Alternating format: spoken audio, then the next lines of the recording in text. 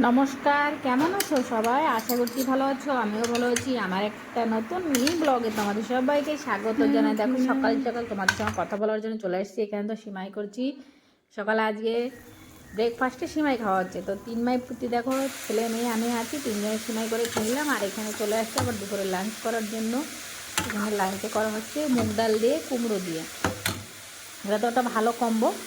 তো এটা হয়ে গেছে দেখো। আর ডাল করার সময় একটু ডাল সিদ্ধ রেখে দিয়েছিলাম, ওইটা আমার বর মশাই খেতে খুব ভালোবাসে। আর এখানে দেখো রঙ বেরঙের সবজি করা হচ্ছে।